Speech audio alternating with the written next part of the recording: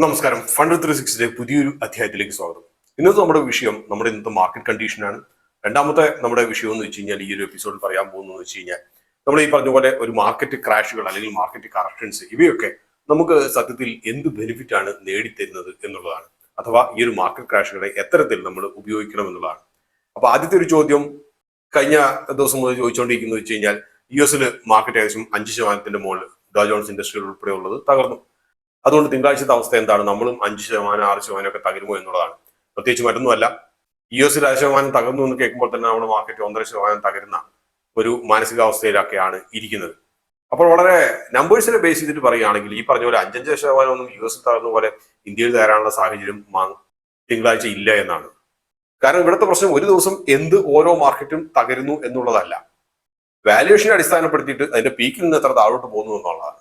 അപ്പൊ അങ്ങനെ വെച്ച് നോക്കുകയാണെങ്കിൽ നമ്മുടെ ഇന്ത്യൻ മാർക്കറ്റ് ഏകദേശം 15% അടുത്ത് വന്നു എന്ന് വിചാരിക്കാം, US മാർക്കറ്റ് ഏകദേശം 17% അടുത്ത് വന്നു എന്ന് വിചാരിക്കാം. അപ്പൊ അങ്ങനെ ആകുമ്പോൾ മാക്സിമം ഒരു താഴോട്ട് വീണ്ടും ഒരു ഡൗൺ സൈഡ് ഈ US മാർക്കറ്റ് കറക്ഷനെ അനുബന്ധിച്ച് നമ്മൾ പറയുകയാണെങ്കിൽ, നാളത്തെ കഥ പറയുകയാണെങ്കിൽ മാക്സിമം ഒരു 1.5 മുതൽ 2% അപ്പുറത്തേക്ക് മാക്സിമം തകരാനുള്ള സാധ്യതകൾ അത്രയില്ല. എന്തുകൊണ്ടാണ് ഞാനൊരു കാര്യം പറഞ്ഞതെന്ന് വെച്ച് കഴിഞ്ഞാൽ, നമ്മുടെ തന്നെ പല കമ്മ്യൂണിറ്റിയിലുള്ള പലരും F&Oയിൽ ഒത്തിരി പേര് എക്സ്പോഷർ ഉള്ളതുണ്ട്. കുറച്ചു പേരൊക്കെ ഈ പറഞ്ഞ പോലെ മെസ്സേജ് അയക്കുന്നുണ്ടായിരുന്നു, വളരെ ഒരു സ്വർണ്ണാവസരമാണ് നഷ്ടപ്പെട്ടത്, കഴിഞ്ഞ ദിവസം ഷോർട്ട് ചെയ്തിട്ടുണ്ടായിരുന്നു, ചിലപ്പോൾ 5% ഒക്കെ നമുക്ക് ലാഭം ലഭിച്ചേനെ എന്ന് പറഞ്ഞിട്ട്. ഞാൻ എല്ലാ തവണയും പറയുന്നത് പോലെ തന്നെ നിങ്ങൾ ഹെഡ്ജിന് വേണ്ടിയിട്ട് F&O ഈ ഒരു കാലാവസ്ഥയിൽ ഉപയോഗിക്കുക. പക്ഷെ അതേസമയം നിങ്ങൾ F&O ബിസിനസ് നടത്താൻ വേണ്ടിയിട്ട് ഈ ഒരു കാലഘട്ടങ്ങളിൽ F&Oയിൽ കടന്ന് ചാടരുത്. പ്രത്യേകിച്ച് ഓവർനൈറ്റ് പൊസിഷൻസ് എടുക്കുകയും വരുത്. കാരണം ഓവർനൈറ്റ് പൊസിഷൻ ഇന്നത്തെ രീതിയിൽ അതൊരു ലോട്ടറിയാണ്, അഥവാ നമ്മുടെ സർക്കിൾ ഓഫ് കൺട്രോൾ എന്ന് പറയുന്നതിന് പുറത്ത് നിൽക്കുന്ന കാര്യമാണ്. അപ്പോൾ ചെറുതായിട്ട് ഇത്രയാണ് ഇതിനെക്കുറിച്ച് പറയാനുള്ളത്. അപ്പൊ അടുത്തായിട്ട് നമ്മൾ ഈ പറഞ്ഞ പോലെ ഒരു മാർക്കറ്റ് കറക്ഷൻ അല്ലെങ്കിൽ മാർക്കറ്റ് ക്രാഷോ അല്ലെങ്കിൽ ബെയർ മാർക്കറ്റോ ഇവയൊക്കെ എത്തരത്തിലാണ് ഇൻവെസ്റ്ററെ സംബന്ധിച്ച് സഹായകരമാവുക എന്ന് നോക്കാം. നമ്മൾ എപ്പോഴും കാലത്തും പറഞ്ഞു കേൾക്കുന്ന ഒരു പേരാണ് വാറൻ ബഫറ്റ്, ചാർലി മൂങ്ങർ. ഇവരൊക്കെ നമ്മൾ എന്തുകൊണ്ട് പറഞ്ഞു കേൾക്കുന്നു എന്ന് വെച്ച് കഴിഞ്ഞാൽ ഇവരൊക്കെ വലിയ ഇൻവെസ്റ്റേഴ്സ് ആണ്, ഇവരൊക്കെ ഭയങ്കര ലാഭം ഉണ്ടാക്കി എന്നൊക്കെ പറഞ്ഞിട്ടാണ്. ഇതിനകത്ത് നമ്മൾ അറിയാതെ പോകുന്ന മറ്റു കുറെ പേരുണ്ട്, ഇവരെക്കാളും വളരെയധികം ലാഭം ഉണ്ടാക്കി വരും. അഥവാ ഒരു കാലഘട്ടത്തിൽ 5-10 വർഷത്തെ ഒരു കാലഘട്ടം എടുത്ത് നോക്കിക്കഴിഞ്ഞാൽ ഇവരെക്കാളും ഒക്കെ വളരെയധികം നേട്ടം ഉണ്ടാക്കിയവരൊക്കെ ഉണ്ട്. പക്ഷേ നമ്മൾ അവരെ ഒന്നും കാര്യമായിട്ട് കൺസിഡർ ചെയ്യാതെ എന്തുകൊണ്ട് നമ്മൾ വാറൻ ബഫറ്റിന്റെ മുകളിൽ കണ്ണുവെക്കുന്നു എന്ന് വെച്ച് കഴിഞ്ഞാൽ പ്രധാനമായിട്ടും 2-3 കാരണങ്ങൾ കൊണ്ടാണ്. അതിന്റെ ഏറ്റവും പ്രധാനമായിട്ടുള്ള ഒരു കാര്യം, നമ്മൾ സമ്മതിച്ചു കൊടുക്കുമെങ്കിലും ഇല്ലെങ്കിലും അദ്ദേഹത്തിന്റെ ആദ്യകാലങ്ങൾ കഴിഞ്ഞു കഴിഞ്ഞപ്പോൾ അദ്ദേഹത്തിന്റെ വെൽത്ത് എന്ന് പറയുന്നത് സാമാന്യനെ വലുതാകുകയും ചെയ്തു. കൂടാതെ ഒരു മാർക്കറ്റ് കറക്ഷൻ ആകട്ടെ ബെയർ മാർക്കറ്റ് ആകട്ടെ അവയിലെല്ലാം ഒരു ബോട്ടം ഫിഷിംഗ് നടത്താൻ വേണ്ടിയിട്ടുള്ള ക്യാഷ് കയ്യിൽ ഉണ്ടാകുകയും ചെയ്തു എന്നുള്ളതാണ് ഏറ്റവും വലിയ കാര്യം. നിങ്ങൾ ഒരിക്കലും വിചാരിക്കരുത് വാറൻ ബഫറ്റ് എല്ലാ മാർക്കറ്റ് ഡൗൺ ട്രെൻഡിന്റെ അകത്തും അതിന്റെ ഏറ്റവും പീക്കിൽ പ്രോഫിറ്റ് ബുക്ക് ചെയ്ത് താഴെ പോയിട്ട് ഏറ്റവും ബോട്ടത്തിന് പോയിട്ട് എൻട്രി ചെയ്ത ഒരാളാണെന്നുള്ളത് അല്ല. താഴേക്ക് മാർക്കറ്റ് പോയി കഴിയുമ്പോൾ പലയിടങ്ങളിൽ വെച്ചിട്ട് പല സ്റ്റോക്കുകളിലും എൻട്രി ചെയ്യുകയും മാർക്കറ്റ് ബോട്ടം ഔട്ട് ചെയ്ത് കഴിയുമ്പോൾ പോലും എൻട്രി ചെയ്യാനുള്ള ക്യാഷ് കയ്യിലുണ്ട് എന്നുള്ളതാണ് ഏറ്റവും വലിയ കാര്യം. പക്ഷെ അതേസമയം നമ്മൾ ഇന്ന് പറഞ്ഞു കേൾക്കുന്ന പല ഇൻവെസ്റ്റേഴ്സിനും അതിനുള്ള ഒരു ശേഷി ഉണ്ടായിരുന്നില്ല എന്നുള്ളതാണ് ഏറ്റവും വലിയൊരു പ്രശ്നം. അതുകൊണ്ട് തന്നെ മാർക്കറ്റിന്റെ ബോട്ടം ഔട്ടിന്റെ അകത്ത് പലർക്കും നിക്ഷേപം നടത്താൻ കഴിയുമായിരുന്നില്ല. നമ്മൾ വാറൻ ബഫറ്റിന്റെ കഴിഞ്ഞൊരു 25 മുതൽ 30 വർഷം വരെയുള്ള ബർക്ക്ഷയർ ഹാത്വേ ആക്ടിവിറ്റീസ് എടുത്ത് നോക്കിക്കഴിഞ്ഞാൽ ഇത് വളരെ ക്ലിയർ ആണ്. അപ്പോൾ അതുകൊണ്ട് വാറൻ ബഫറ്റ് അല്ലാതെ വേറെ ആരും ഇനിയിപ്പോൾ ഇൻവെസ്റ്റ്മെന്റ് ഗുരുക്കളില്ല എന്നുള്ളതൊന്നും കരുതേണ്ട ആവശ്യമില്ല. ഇനിയുള്ള ചർച്ചകളിലേക്ക് പോകുന്നതിന് മുമ്പ് നമുക്ക് കുറച്ച് ബേസിക് ആയിട്ടുള്ള അറിവുകൾ, പ്രത്യേകിച്ച് സ്റ്റോക്ക് മാർക്കറ്റിൽ ആദ്യമായിട്ട് വരുന്നവരെ സംബന്ധിച്ച് കുറച്ച് അറിവുകളൊക്കെ മനസ്സിൽ വെക്കുന്നത് നല്ലതാണ്. എങ്കിൽ മാത്രമേ കൃത്യമായിട്ട് ഈ പറയുന്ന കാര്യങ്ങളെ കുറിച്ചുള്ള ഒരു പിക്ചർ കിട്ടുകയുള്ളൂ. അതുകൊണ്ടാണ്. അപ്പൊ നമ്മൾ സാധാരണ രീതിയിൽ എന്തുകൊണ്ട് സ്റ്റോക്ക് മാർക്കറ്റുകൾ താഴേക്ക് പോകുന്നു എന്ന് വെച്ച് കഴിഞ്ഞാൽ വേണമെങ്കിൽ നമുക്ക് ബ്രോഡർ കാറ്റഗറി ആയിട്ട് 3 നമുക്ക് തരം തിരിക്കാം ഈ കാരണങ്ങളെ. ഒന്നാമത്തെ കാര്യം എന്ന് വെച്ച് കഴിഞ്ഞാൽ ഒരു ബബിൾ ബേസ്റ്റ് എന്നൊക്കെ വേണമെങ്കിൽ പറയാം. അതായത് ഒരു കൊമള പൊട്ടുന്നത് പോലെ. നമ്മൾ 99-2000 കാലഘട്ടങ്ങളിൽ നമ്മൾ .com ബബിൾ എന്നൊക്കെ പറയും. ഇപ്പോൾ .com കുമിളയായിരുന്നു. കാരണം .com എന്ന് പേരിട്ട അല്ലെങ്കിൽ IT-യിൽ ബിസിനസ് ചെയ്യാൻ പോകുന്നു എന്ന് പറഞ്ഞു കേൾക്കുന്ന കമ്പനികൾ പോലും മുകളിലേക്ക് റോക്കറ്റ് വിട്ടതുപോലെ മുകളിലേക്ക് പോകുന്ന ഒരു കാലഘട്ടമായിരുന്നു. അപ്പം അതുപോലെ അങ്ങോട്ട് ഒരു ഓവർ വാല്യുവേഷൻ ആയി ഏതെങ്കിലും ഒരു കാലത്ത് തകരണമെന്നുള്ളത്, കുമ്പള തകരുമെന്ന് പറയുന്നത് പോലെ അല്ലെങ്കിൽ ബലൂൺ നമ്മൾ വീർപ്പിച്ച് നോക്കുമ്പോൾ തകരുമെന്ന് പറയുന്ന പോലെ ആ ഒരു വലിയൊരു ബബിള് ബേസ്റ്റ് ചെയ്യുക. അതിന്റെ ഒരു ക്ലാസിക് എക്സാമ്പിളാണ് ഞാൻ പറഞ്ഞ പോലെ .com ബബിൾ. അപ്പൊ അതാണ് തകർച്ചയുടെ ഒരു കാരണം. എല്ലാവരും .com ബബിൾ എന്നൊക്കെ പറഞ്ഞിട്ട് നമ്മൾ മനസ്സിലാക്കാത്ത കാര്യം എന്ന് വെച്ചാൽ ഏറ്റവും വോള്യം. അന്നത്തെ കാലത്ത് 400-ലേറെ കമ്പനികൾ അമേരിക്കയിൽ IPOs നടത്തിയിട്ട് കാശ് പിരിച്ചു. ഈ ഒരു കാലഘട്ടങ്ങളിൽ, ഈ ഹൈപ്പിന്റെ കാലഘട്ടങ്ങളിൽ ഏകദേശം നാസ്ഡാക്ക് 8 ഇരട്ടിയായിട്ട് വർദ്ധിച്ചു. പക്ഷെ പിന്നീട് അത് 80% ഇടിഞ്ഞു എന്നുള്ളത് സത്യം. എങ്കിൽ പോലും ലാഭത്തിൽ തന്നെയാണ്. പിന്നീടുള്ള 15 വർഷം എടുത്തു ഇതൊന്ന് റിക്കവർ ചെയ്യാൻ വേണ്ടിയിട്ട്. അതാണ് നമ്മൾ ബബിൾ ബേഴ്സിനെ കുറിച്ച്. രണ്ടാമത്തെ കാര്യം എന്ന് വെച്ച് കഴിഞ്ഞാൽ എക്കണോമി തന്നെ, അതായത് സാമ്പത്തിക അവസ്ഥ തന്നെ മോശമായിരിക്കുക എന്നുള്ളതാണ്. അത് ചിലപ്പോൾ ഗവൺമെന്റ് പോളിസീസ് കൊണ്ടാകാം, അല്ലെങ്കിൽ ലോകത്തിന്റെ സമ്പദ് വ്യവസ്ഥ മോശമായതുകൊണ്ടാകാം, ഇൻഫ്ലേഷൻ കൂടിയത് കൊണ്ടാകാം. അപ്പം ഇത്തരത്തിലുള്ള പ്രശ്നങ്ങളൊക്കെ വരുന്നത് സാമാന്യേന പെട്ടെന്ന് വരുന്നതല്ല, അത് പതുക്കെ പതുക്കെ ക്രാഷ് ചെയ്ത് താഴേക്ക് പോവുക എന്നുള്ളതാണ്. അതായത് എക്കണോമിക് സെന്റിമെന്റ് നെഗറ്റീവ് ആയിരിക്കുക എന്നർത്ഥം. ഇൻട്രസ്റ്റ് റേറ്റ് കൂട്ടുന്നതൊക്കെ കാരണമാകാം. വേണമെങ്കിൽ നമുക്ക് ഇപ്പോഴത്തെ ട്രംപിന്റെ ഈ ഒരു താരിഫ് ഹൈക്കും വേണമെങ്കിൽ ഇതിൽ പെടുത്താവുന്നതാണ്. കാരണം ഒരു ഗവൺമെന്റ് പോളിസിയാണ്, അതുകൊണ്ട് പതുക്കെ പതുക്കെ ഉണ്ടാകുന്ന ഇമ്പാക്റ്റുകൾ ഉണ്ട് എന്നുള്ള ഒരു സത്യം അവിടെ നിലനിൽക്കുന്നു. മൂന്നാമത്തെ കാര്യം എന്ന് വെച്ച് കഴിഞ്ഞാൽ ബ്ലാക്ക് സ്വാൻ ഈവൻസ് ആണ്. ബ്ലാക്ക് സ്വാൻ ഈവൻസ് എന്ന് പറയുന്ന ഒരു പ്രത്യേക ഈവൻസ് പെട്ടെന്ന് ഒരു ദിവസം എന്തെങ്കിലും വരുന്നു എന്നുള്ളതാണ്. ഉദാഹരണമായിട്ട് പറയുകയാണെങ്കിൽ നമ്മുടെ കോവിഡ്.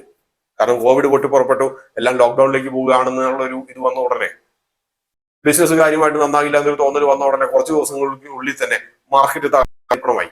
അപ്പോൾ ഇതൊക്കെ ഒരു ബ്ലാക്ക് സ്വാൻ ഈവൻസ് ആയിട്ട് നമുക്ക് വേണമെങ്കിൽ കരുതാവുന്നതാണ്. നമ്മൾ ജനറലി ഒരു ഫിനാൻസിനെ സംബന്ധിച്ച് നമ്മളൊരു ടെർമിനോളജി, അതായത് പദാവലികൾ നമ്മൾ ഉപയോഗിക്കുന്നതായിട്ട് മാർക്കറ്റ് വരുന്നത് വേണമെങ്കിൽ നമുക്ക് 4 ടെർമിനോളജീസ് നമ്മൾ പലപ്പോഴും കേട്ടിട്ടുണ്ടാവും. ഒന്നെന്ന് വെച്ച് കഴിഞ്ഞാൽ മാർക്കറ്റ് പുൾ ബാക്ക് ഉണ്ടാവും, മറ്റൊന്നുള്ള കറക്ഷൻ എന്ന് കേട്ടിട്ടുണ്ടാവും, ബെയർ മാർക്കറ്റ്സ് എന്ന് കേട്ടിട്ടുണ്ടാവും, അല്ലെങ്കിൽ ക്രാഷ് എന്ന് കേട്ടിട്ടുണ്ടാവും. അപ്പോൾ സാധാരണ പുൾ ബാക്ക് എന്ന് പറയുന്ന ഒരു 5 മുതൽ 10% വരെയുള്ള ഒരു താഴോട്ടുള്ള വരവിനെ നമുക്ക് പുൾ ബാക്ക് എന്ന് നമുക്ക് പറയാവുന്നതാണ്. സാധാരണ രീതിയിൽ ഈ പറഞ്ഞ 5 മുതൽ 10% വരെയുള്ള ഒരു കറക്ഷൻ എല്ലാ 1.5 വർഷങ്ങളും നടക്കുന്ന ഒരു കാര്യമാണ്. അതുകൊണ്ട് കാര്യമായിട്ട് നമുക്ക് കൺസിഡർ ചെയ്യാറില്ല. പ്രത്യേകിച്ച് സ്വിംഗ് ട്രേഡേഴ്സിനെ സംബന്ധിച്ചാണെങ്കിൽ ഇത് സ്വർണ്ണമാണ് എൻട്രി ചെയ്യാൻ വേണ്ടി. മറ്റൊന്നുള്ളത് കറക്ഷനാണ്. 10 മുതൽ 20% വരെയൊക്കെ താഴോട്ട് പോവുകയാണെന്നുള്ളത് കറക്ഷൻ പറയും.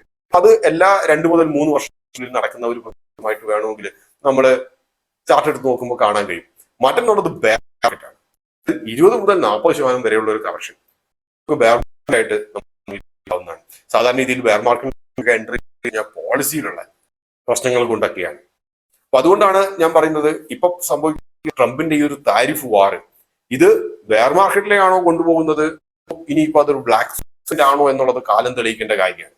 കാരണം ട്രംപ് ഇതേപോലെയൊക്കെ താരിഫായിട്ടൊക്കെ മുമ്പോട്ട് പോയി ഇനിയിപ്പോ കുറച്ച് കഴിയുമ്പോൾ, കുറച്ച് മാസങ്ങളൊക്കെ കഴിഞ്ഞു കഴിയുമ്പോൾ ട്രംപ് ഇനിയിപ്പം താരിഫായിട്ട് മുമ്പോട്ട് പോകേണ്ട, പണ്ടത്തെ പോലെ തന്നെ ഇരുന്നോ എന്ന് പറയുകയാണെങ്കിൽ നമുക്ക് ട്രംപിനെ കൊണ്ടുണ്ടായ ഒരു തകർച്ചയൊക്കെ വേണമെങ്കിൽ നമുക്കൊരു ബ്ലാക്ക് സ്വാൻ ഇവന്റ് മാത്രമായിട്ട് കരുതാം. അതായത് ഐസൊലേറ്റഡ് ആയിട്ടുള്ള ഒരു സംഭവത്തിന്റെ മുകളിൽ മാർക്കറ്റ് താഴോട്ട് പോയി എന്ന് വേണമെങ്കിൽ നമുക്ക് കരുതാവുന്നതാണ്.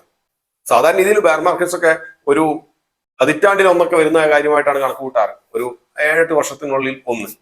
മറ്റൊന്നുള്ളത് മാർക്കറ്റ് ക്രാഷ് ആണ്. ഈ മാർക്കറ്റ് ക്രാഷ് ആണ് സാധാരണ ഒരു ബ്ലാക്ക് സ്വാൻ ഇവന്റ്സ് കൊണ്ട് സംഭവിക്കാറുള്ളത്. 40 അതിലേറെയൊക്കെ കറക്ഷനൊക്കെ നടക്കുന്ന, കറക്ഷനല്ല ക്രാഷ് നടക്കുന്ന കാലഘട്ടങ്ങളാണ്. ഇത് എന്തുകൊണ്ടാണ് ഈ 4 ടേംസും പറഞ്ഞതെന്ന് വെച്ച് കഴിഞ്ഞാൽ, നമ്മൾ പല ഫിനാൻസ്, ബിസിനസ് ന്യൂസ് പേപ്പേഴ്സ് ഒക്കെ എടുത്ത് നോക്കി കഴിഞ്ഞാൽ, അല്ലെങ്കിൽ നമ്മുടെ പല ഫിനാൻസ് അല്ലെങ്കിൽ ബിസിനസ് ചാനൽസുകളൊക്കെ കാണുമ്പോൾ ഈ പറഞ്ഞ ടെർമിനോളജീസ് ഒക്കെ ഉപയോഗിക്കുന്നത് കാണാറുണ്ട്. 99 ക്രാഷ് അല്ലെങ്കിൽ ബെയർ മാർക്കറ്റ് എന്നൊക്കെ പറയുമ്പോൾ ഇവ തമ്മിൽ തിരിച്ചറിയാനുള്ള ഒരു അവബോധത്തിന് വേണ്ടിയിട്ട് മാത്രം പറഞ്ഞതാണ്. പക്ഷേ ഈ ഒരു കാലഘട്ടങ്ങളിൽ JP മോർഗൻ ഉൾപ്പെടെ ഉള്ളവർ ഈ ഒരു ജിയോ പൊളിറ്റിക്കൽ ടെൻഷൻസ് ഏത് സമയത്തും നിൽക്കും, ഈ പറഞ്ഞ പോലെ എല്ലാം തിരിച്ചു വരും എന്നുള്ള വ്യക്തമായിട്ടുള്ള അറിവുള്ളത് കൊണ്ട് തന്നെ ഈ കാലഘട്ടങ്ങളിൽ വളരെയധികം പൊസിഷൻസ് മെച്ചപ്പെട്ട കമ്പനികൾ എടുത്തു വെച്ചിരുന്നു. JP മോർഗന്റെ പിന്നത്തെ കാലഘട്ടങ്ങളിലേക്കുള്ള വളർച്ചയ്ക്ക് ഈ പൊസിഷൻസ് ഒക്കെ വളരെയധികം ഉപയോഗപ്പെട്ടു. മറ്റൊരു വലിയ തകർച്ച നടന്നു വെച്ചാൽ 1987 ഒക്ടോബർ 19 നടന്നിട്ടുള്ള ബ്ലാക്ക് മൺഡേ ക്രാഷ് ആണ്. അന്ന് ഏകദേശം ഡോ ജോൺസ് ഇൻഡസ്ട്രിയിൽ 22% ഒറ്റ ദിവസം കൊണ്ട് തകർന്നു തരിപ്പണായി. പ്രധാനമായും 2 കാര്യങ്ങളാണ് പറഞ്ഞു കേൾക്കുന്നത് ഇതിന്. ഒന്നാമത്തെ കാര്യം എന്ന് വെച്ച് കഴിഞ്ഞാൽ ഓട്ടോമാറ്റിക് ട്രേഡിങ്ങിന്റെ ആദ്യകാലങ്ങളിലാണ്. ആ ഒരു സമയത്ത് ഇന്നത്തെ പോലെ മെച്യൂർഡ് ആയിട്ടുള്ള മാർക്കറ്റ് റെഗുലേറ്ററോ അതിൻ്റെ അകത്ത് റെഗുലേറ്ററി സിസ്റ്റംസോ ഒന്നും ഇല്ലായിരുന്നു. മാർക്കറ്റ് താഴേക്ക് പോയി, ഒരു അവലഞ്ച് എഫക്ട് പോലെ പ്രോഗ്രാംഡ് പൊസിഷൻസ് എല്ലാം ട്രിഗർ ചെയ്തു, മാർക്കറ്റ് വീണ്ടും താഴോട്ട് കൊണ്ടുപോയിക്കൊണ്ടിരുന്നു. രണ്ടാമത്തെ കാര്യം എന്ന് വെച്ച് കഴിഞ്ഞാൽ ഇത് എങ്ങനെ തുടങ്ങിയെന്ന് വെച്ച് കഴിഞ്ഞാൽ മാർക്കറ്റ് ഓവർ വാല്യൂഡ് തന്നെയായിരുന്നു. ഇപ്പൊ 2 കാരണങ്ങൾ. ഒന്ന്, ഓവർ വാല്യൂഷൻ കൊണ്ട് കുറച്ച് താഴേക്ക് പോയി.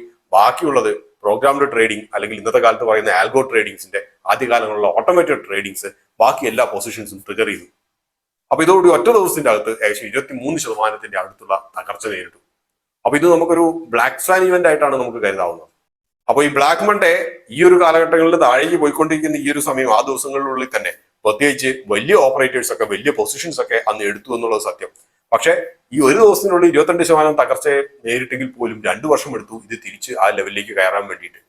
മറ്റൊന്നുള്ളത് 2008 ക്രൈസിസ് ആണ്. നമുക്കറിയുന്ന പോലെ തന്നെ അതൊരു എക്കണോമിക് ക്രൈസിസ് ആണ്. ലേവൻ ബ്രദേഴ്സ് ഉൾപ്പെടെയുള്ളത് തകർന്നു. അന്ന് 50% മാർക്കറ്റ് തകർന്നു. അടുത്ത റിക്കവറി നടന്നത് 4 വർഷത്തിനുള്ളിലാണ്. മറ്റൊന്ന് 2020 കോവിഡ് ആണ്, ബ്ലാക്ക് സ്വാൻ ഇവന്റ് ആണ്. 30% തകർന്നു. 4 മാസം കൊണ്ട് റിക്കവറായി. നമ്മൾ എന്തുകൊണ്ടാണ് ഈ പറഞ്ഞ പോലെ മാർക്കറ്റ് തകർച്ച ഇത്ര ഒരു ഓപ്പർച്യൂണിറ്റി ആയിട്ട് കാണുന്നതെന്ന് പറയാം. ഉദാഹരണമായിട്ട് എടുക്കുകയാണെങ്കിൽ 2008 മാർക്കറ്റ് തകർച്ച, അന്ന് 50% തകർന്നു എന്നാണ് പറയുന്നത്. അത് കഴിഞ്ഞ് 4 വർഷം കൊണ്ട് റിക്കവറായി. മനസ്സിലാക്കേണ്ട ഒരു കാര്യം, 4 വർഷം കൊണ്ട് മാർക്കറ്റ് തകർന്ന നിലയിൽ നിന്നും ഇരട്ടിയാവുകയാണ് ചെയ്തത്. റിക്കവറായി എന്നുള്ളൊരു വീക്ഷണകോണിൽ നിന്നും നിങ്ങൾ മാറി ചിന്തിച്ചാൽ മാർക്കറ്റ് ഇരട്ടിയാവുകയാണ് ചെയ്തത്. 4 വർഷം കൊണ്ട് ഇൻഡെക്സ് ഇരട്ടിയായി. ഇത് തന്നെയാണ് സാമാന്യേന ഒരു തകർച്ചയ്ക്ക് ശേഷമുള്ള ഒരു റാലിയിൽ സംഭവിക്കുന്നത്. സാധാരണ രീതിയിൽ 4 വർഷം കൊണ്ട് ഇരട്ടി ആകാത്ത മാർക്കറ്റ് ഒരു തകർച്ച കഴിയുമ്പോൾ തകർച്ചയ്ക്ക് ശേഷമുള്ള ഉയർത്തെഴുന്നേൽപ്പ് സാമാന്യേന വളരെ വേഗത്തിലായിരിക്കും. ഒരു ക്രാഷ്, റിക്കവറി, ഗ്രോത്ത്, ഈ ഒരു പാറ്റേൺ ഇങ്ങനെ കണ്ടിന്യൂ ചെയ്തുകൊണ്ടേയിരിക്കുകയാണ്. അടുത്തായിട്ട് നമുക്ക് ഇതിനകത്ത് എങ്ങനെ ബെനിഫിറ്റ് ഉണ്ടാക്കാമെന്ന് നോക്കാം. ഏകദേശം 3-4 മാസം മുമ്പ് തന്നെ പറയുന്ന ഒരു കാര്യം, മാർക്കറ്റ് എല്ലാവരും ചോദിക്കുന്ന ഒരു ചോദ്യം, ഇത് ബോട്ടം ഔട്ട് ആയോ, താഴേക്ക് എത്തിയോ, ഇനിയിപ്പോ താഴേക്ക് പോവോ ഇല്ലയോ. അന്ന് മുതലേ കാര്യമായിട്ട് പറയുന്ന കാര്യം, താഴെ എത്തിയോ ഇല്ല എന്നുള്ളത് പ്രവചനം സത്യത്തിൽ അസാധ്യമാണ്. അത് ആർക്കാണെങ്കിലും അതൊക്കെ തന്നെയാണ്. എന്തായാലും എനിക്ക് അസാധ്യമാണ്. ആകെയുള്ളത് റിക്കവറി ഇൻഡിക്കേറ്റേഴ്സ് വെച്ചിട്ട് റിക്കവർ ആയോ അല്ലെങ്കിൽ മുകളിലേക്ക് പോകാനുള്ള ഒരു സാധ്യത ഉണ്ടോ ഇല്ലേ എന്നുള്ളത് മാത്രമേ സത്യത്തിൽ ഒരു പരിധി വരെ നമുക്ക് പ്രവചിക്കാൻ കഴിയൂ. മനസ്സിലാക്കേണ്ട കാര്യം, പ്രവചനം എന്ന് പറയുമ്പോൾ ഇത് നമ്മൾ വേദഗ്രന്ഥങ്ങളിലോ മതപരമായിട്ടുള്ള ഗ്രന്ഥങ്ങളിലോ കാണുന്ന പോലത്തെ പ്രവാചകർ പ്രവചിക്കുന്നത് പോലെയല്ല. ഇതെല്ലാം ഒരു പ്രോബബിലിസ്റ്റിക് അപ്രോച്ചാണ്. ചരിത്രത്തിന്റെ ചുവട് പിടിച്ചിട്ട്, ചരിത്രം എന്ന് പറയുന്നത് ഡേറ്റയാണ്. അതുകൊണ്ടാണ് ഡേറ്റ വെച്ചിട്ട് നമ്മൾ എക്സ്ട്രാപ്പുലേറ്റ് ചെയ്യുമ്പോൾ അതിനകത്ത് ഒരു പ്രോബബിലിറ്റി, സാധ്യതകൾ എന്ന് പറയുന്ന ഒരു വലിയൊരു അംശം അതിൻ്റെ അകത്ത് നിലനിൽക്കും. അതുകൊണ്ടാണ് എപ്പോഴും പറയുന്നത്, മാർക്കറ്റ് റിക്കവറി അതിന്റെ സിഗ്നൽസ് ലഭിച്ചതിന് ശേഷം മാത്രം കൂടുതൽ ഫണ്ട് ഡിപ്ലോയ് ചെയ്യാറുള്ളത്. അല്ലെങ്കിൽ നിങ്ങൾക്ക് ഒത്തിരി ഫണ്ട്സ് ഡിപ്ലോയ് ചെയ്യാൻ കയ്യിൽ ഉണ്ട് എങ്കിൽ നിങ്ങൾക്ക് ആ ഒരു റിസ്ക് എടുത്തിട്ട് ഓരോ തകർച്ചയിലും നിങ്ങൾക്ക് വേണമെങ്കിൽ ഇൻവെസ്റ്റ് ചെയ്തുകൊണ്ടേയിരിക്കാം. പക്ഷേ ഈ ഇൻവെസ്റ്റ്മെന്റിന്റെ അകത്തൊക്കെ പലപ്പോഴും പലർക്കും സംഭവിക്കുന്ന ഏറ്റവും വലിയൊരു പ്രശ്നം, സ്റ്റോക്കുകൾ എങ്ങനെയുള്ളത് തിരഞ്ഞെടുക്കും എന്നുള്ളത് വലിയൊരു സംശയമാണ്. ചിലർ ലോ ഡെറ്റ് സ്റ്റോക്ക് നോക്കി പോകും, ചിലരാണെങ്കിൽ പൂർവ്വകാലങ്ങളിൽ നന്നായിട്ട് പെർഫോം ചെയ്ത സ്റ്റോക്കുകൾ നോക്കി പോകും, ചിലരാണെങ്കിൽ പൂർവ്വകാലങ്ങളിൽ നന്നായിട്ട് പെർഫോം ചെയ്ത സെക്ടർ നോക്കി പോകും, ചിലരാണെങ്കിൽ മനസ്സിന് ഇഷ്ടപ്പെട്ട സെക്ടർ നോക്കി പോകും. ഇന്നത്തെ കാലത്താണെങ്കിൽ ചിലർ യൂട്യൂബിൽ പറയുന്ന നല്ലൊരു കമ്പനി നോക്കി പോകും. നിങ്ങളുടെ കയ്യിലുള്ള പണം ലിമിറ്റഡ് ആണെങ്കിൽ, നിങ്ങൾ അധികം റിസ്ക് എടുക്കാൻ തയ്യാറാകാത്ത ആളാണെങ്കിൽ, നിങ്ങൾ മാർക്കറ്റ് റിക്കവറിയുടെ സിഗ്നൽസ് ലഭിച്ചതിന് ശേഷം മാത്രം കൂടുതൽ നിക്ഷേപങ്ങൾ നടത്തുക. ആ നിക്ഷേപങ്ങൾ നടത്തുക എന്നുള്ളത് പറയുമ്പോൾ ഏതെങ്കിലും സ്റ്റോക്കിന്റെ അത് നിക്ഷേപം നടത്തുക എന്നുള്ളതല്ല. കാരണം ഈ മാർക്കറ്റ് തകർച്ചയിൽ താഴോട്ട് വന്ന സ്റ്റോക്കുകൾ, ഞാൻ ഇപ്പോഴും പറയുന്നു, ചില സ്റ്റോക്കുകൾ മാർക്കറ്റ് റിക്കവർ ചെയ്തിട്ട് നമ്മുടെ നിഫ്റ്റി 1,00,000 എത്തിയാൽ പോലും ഇന്നത്തെ വിലയിൽ തിരിച്ചെത്താത്ത സ്റ്റോക്കുകൾ ഉണ്ടാകും. നമുക്കിതിന് ഉപമിക്കാൻ പറ്റുന്ന ഒരു കാര്യം എന്ന് വെച്ച് കഴിഞ്ഞാൽ, ആരോഗ്യമുള്ള ഒരു ശരീരം ഉണ്ടെങ്കിൽ മാത്രമേ നമുക്കൊരു പനിയൊക്കെ വന്നിട്ടുണ്ടെങ്കിൽ നമ്മൾ മരുന്ന് കഴിച്ചാൽ നമ്മൾ തിരിച്ച് ആരോഗ്യത്തിലേക്ക് വരൂ. ഇല്ലെങ്കിൽ, പ്രത്യേകിച്ച് അലോപ്പതി മരുന്നൊക്കെ ആണെങ്കിൽ, ആരോഗ്യമില്ലാത്ത ഒരു ശരീരമാണ്, വളരെയധികം പ്രായമേറിയിട്ടുണ്ട് എങ്കിൽ ഈ മരുന്നിന്റെ ശക്തി ചിലപ്പോൾ ശരീരം താങ്ങില്ല. അതുപോലെ അവസ്ഥയുള്ള പല സ്റ്റോക്കുകളുണ്ട്. ഉദാഹരണമായിട്ട് കണ്ടമാനം കടമുള്ള സ്റ്റോക്കുകൾ, പ്ലഡ്ജ് ചെയ്ത സ്റ്റോക്കുകൾ, ഓഹരികൾ പ്ലഡ്ജ് ചെയ്ത സ്റ്റോക്കുകൾ. കാരണം ഇതൊക്കെ പലരും മാർജിൻ കോൾസിലേക്കൊക്കെ പോയിട്ടുണ്ടാവും. അപ്പൊ ഇതിന്റെ കോസ്റ്റ് ഓഫ് ബോറോയിങ് ഒന്നും താങ്ങാൻ ഈ കമ്പനികൾക്ക് കഴിയില്ല. വളരെ ഏറെക്കാലം കഴിഞ്ഞാൽ പോലും ഇവ ഉയർത്തെഴുന്നേക്കില്ല. അപ്പൊ അതുകൊണ്ട് കടം കുറഞ്ഞതും പ്രൊമോട്ടർ ഹോൾഡിംഗ് പ്ലഡ്ജ് ചെയ്യാത്തതും ഈ പറഞ്ഞ 2-3 ക്വാർട്ടറുകളായിട്ട് ഒരു 10% ഏറെയുള്ള ഒരു ഏർണിങ്സ് ഡ്രോപ്പ് ഉണ്ടാകാത്തത് പറ്റുമെങ്കിൽ, കഴിഞ്ഞ ഒരു 10-20 വർഷത്തെ പഴക്കമുള്ള കമ്പനി ആണെങ്കിൽ, ഇതിനു മുമ്പുള്ള തകർച്ചകളിൽ നിന്നൊക്കെ സർവൈവ് ചെയ്തിട്ടുള്ള കമ്പനികളാണെങ്കിൽ നല്ലത്. 5-മത്തെ ഏറ്റവും പ്രധാനപ്പെട്ട കാര്യം, പ്രൊമോട്ടേഴ്സിന്റെ വിശ്വാസ്യത. ഇവയെല്ലാം അടിസ്ഥാനപ്പെടുത്തിയിട്ട് കുറച്ച് സ്റ്റോക്കുകൾ നിങ്ങൾ ഷോർട്ട് ലിസ്റ്റ് ചെയ്ത് വെക്കുക. മാർക്കറ്റ് റിക്കവറി, ഈ സ്റ്റോക്കുകളുടെ റിക്കവറി അല്ല ഞാൻ പറയുന്നത്, മാർക്കറ്റ് റിക്കവറി ആയി എന്ന് തോന്നുന്ന സമയത്ത് ഇവയിൽ സാമാന്യത്തിനും അധികം വേണമെങ്കിൽ നിക്ഷേപം നടത്തുന്നതിൻ്റെ അകത്ത് വലിയ തെറ്റില്ല.